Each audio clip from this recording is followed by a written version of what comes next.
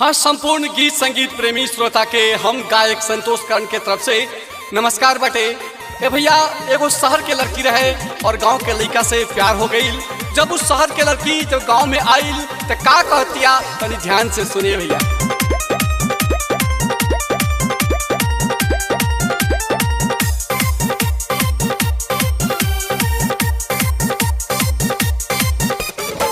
रोहिया में हमरा चलल न जाइए सैया खोरबा उठा लो। रोहिया में हमरा चलल न जाइए सैया खोरबा उठा लो। खोरबा उठा लो, हमके गोदिया उठा लो। खोरबा उठा लो, हमके गोदिया उठा लो। हमरा से नहिया लगाइला राजा खोरबा उठाइला। रोहिया में हमरा चलल न जाइए सैया खोरबा उठा लो।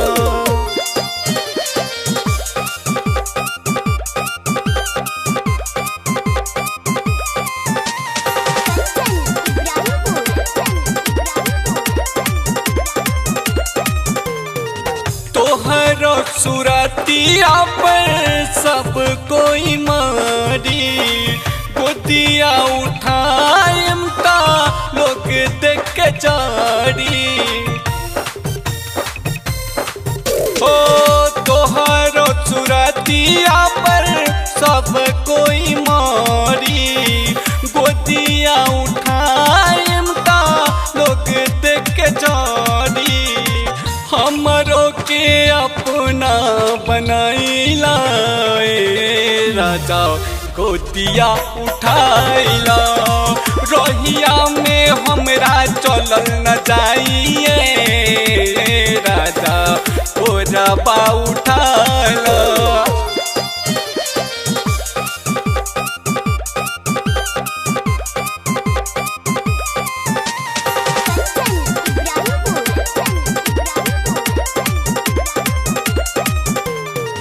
गर्मी लगल बाटे पेनिया डोलाइता, कुर्ती में हमरो एसी कूलर लगाइता। ओ गर्मी लगल बाटे पेनिया डोलाइता, कुर्ती में एसी कूलर से हो लगवाइता। ओढ़नी में जारी करवाइदा राजा खोरबा उठाइला। रोहिया में चलल हमरा न जाइए राजा खोरबा उठाइला।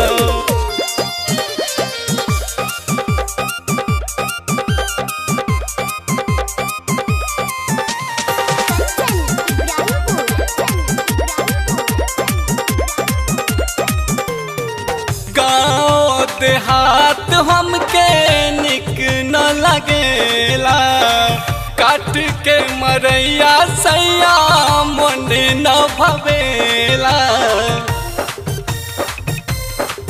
ओ गाँव देहात हमके निक न लगेला, काट के मरैया सैया मन न भवेला। हमरा के गोरबा दबाई दाए राजा खोरबा उठाइला। रोहिया में चलल हमरा न जाइए राजा खोरबा उठाइला। खोरबा उठाला, हमके गोदिया उठाला। खोरबा उठाला, हमके गोदिया उठाला।